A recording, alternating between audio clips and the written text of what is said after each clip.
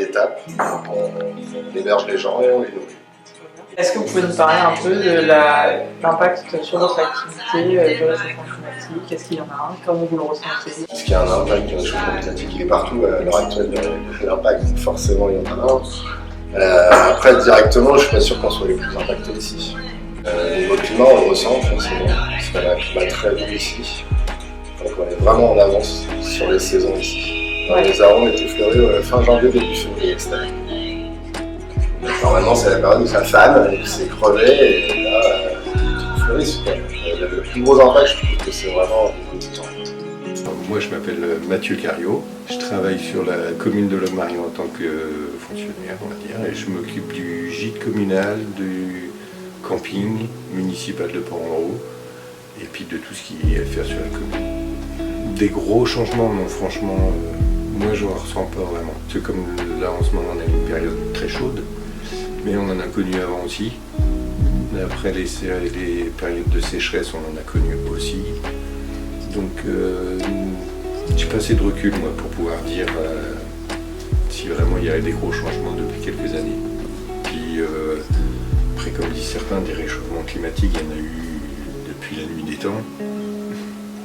Voilà, c'est peut-être accéléré par l'effet de l'homme, mais il y en a eu, il y en aura toujours, et puis c'est comme ça. Ce sera à nous de s'adapter. J'imagine, quand je vois comme les températures qu'ils ont aux États-Unis, j'imagine que dans quelques années, ça va être pour nous comme ça, quoi, où les 40 degrés seront communs. Donc on va apprendre à se protéger de tout ça. C'est un peu dramatique, mais bon, un peu fataliste.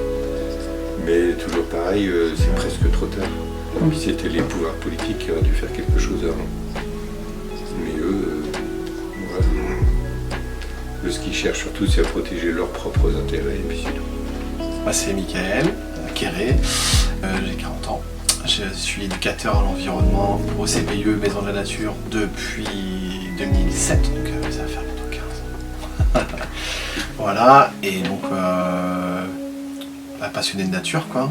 Alors peut-être un impact là direct, la première chose qui me vient, c'est par exemple, je pratique beaucoup de pêche et de plongée, c'est notamment l'absence par exemple de certaines espèces ou l'arrivée d'autres espèces, quoi, qu'on voyait pas forcément en aussi grande quantité qu'il y a quelques années. Donc bon, là, vous avez peut-être entendu parler des poulpes.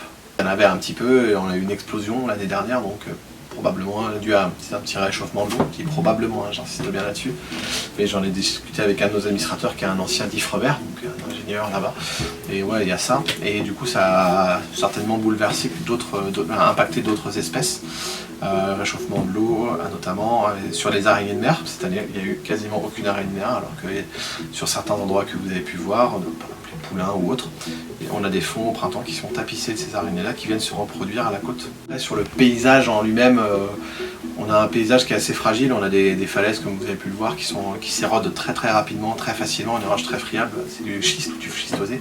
Donc le paysage il est en perpétuelle évolution, donc il n'y a pas de...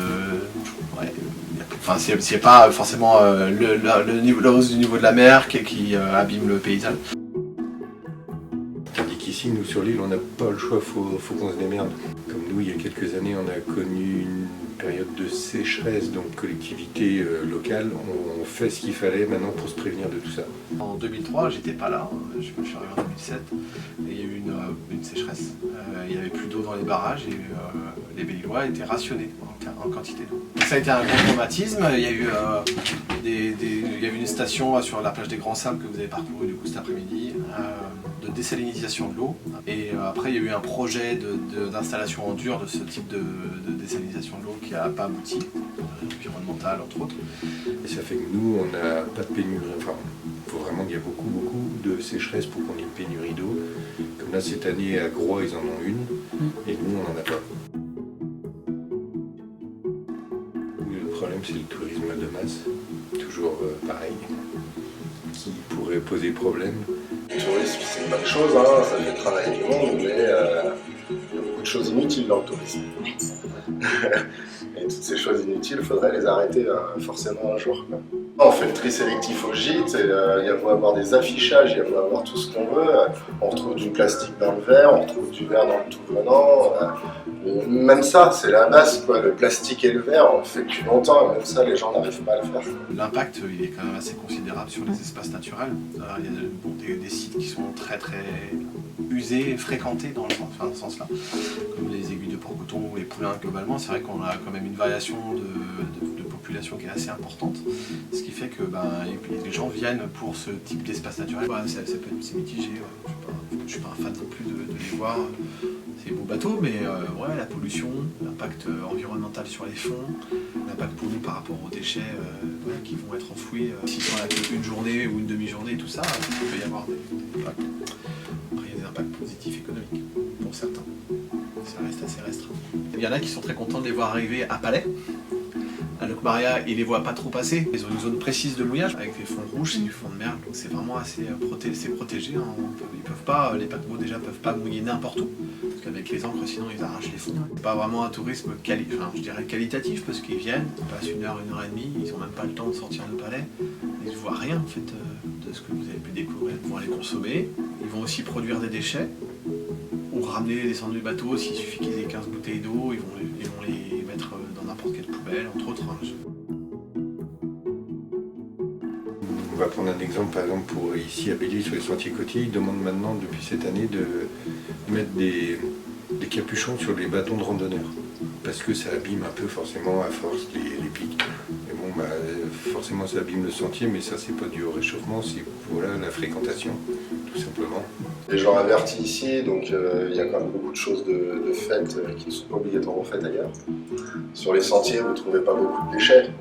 Vous allez en ville, les fossés en sont remplis, quoi. Voilà, directement, cette pollution-là qui est vraiment visible, on ne l'a pas. Moi, ça fait 25 ans que j'ouvre ma gueule. Les 15 premières années, j'étais le chieur, le grabataire, le casse-pied. Maintenant, on commence à m'écouter un peu. Mais on est toujours en train d'essayer de convaincre les gens. On n'avance pas, on est toujours dans l'étape de convaincre. On a des projets à plus long terme sur ce qu'on appelle les aires marines éducatives, maintenant aires terrestres éducatives, où là j'accompagne toute une école, enfin 2 écoles à Belle-Île. Je suis référent d'aires marines éducatives, où là c'est les enfants qui gèrent un espace naturel, une plage. Sur Port-Blanc et Port-Puce par exemple, c'est le résultat du travail que j'ai mené avec eux ça fait 4 ans à Locmaria et 2 ans à Sauzon. Après je travaille aussi sur le jardinage écologique avec l'école de Locmaria. École dans la forêt, je m'occupe de chantier nature.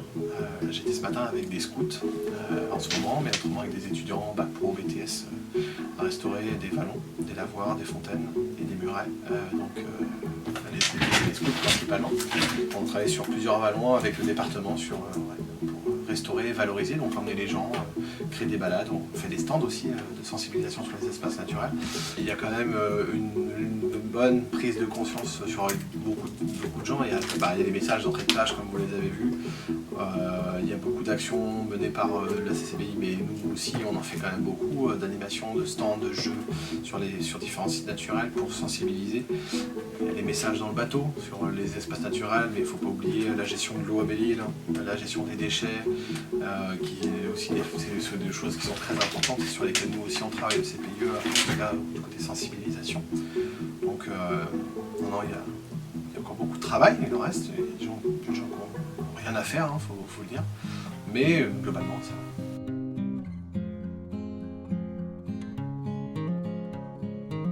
Quelqu'un qui pense que c'est pas nous qui pouvons changer les choses, c'est les pouvoirs politiques. Moi j'ai l'image du bateau. On est sur un bateau, il y a le quai qui arrive, on est plein de balles et on est en train de se demander s'il ne faudrait pas ralentir. Alors que là déjà, même en coupant les moteurs, le quai on se le prend. Un bateau il s'arrête pas comme ça. D'être curieux de nature, mais en protégeant, en respectant les milieux naturels, mais l'environnement au sens global du terme, quoi. Mais toujours de cultiver cette curiosité, cette envie de découvrir, comme ce que vous avez pu faire, que ce soit à Belle-Île ou ailleurs, c'est toujours intéressant. Et moi, c'est ça qui me motive aussi dans le travail, c'est d'essayer de susciter la curiosité des gens auprès desquels j'interviens, pour qu'ils aient envie de se découvrir et puis de les inciter après. Quand on découvre, on dit découvrir, aimer, après sensibiliser, protéger, donc ces phases-là entre autres. Et voilà, ce serait ce genre de message-là.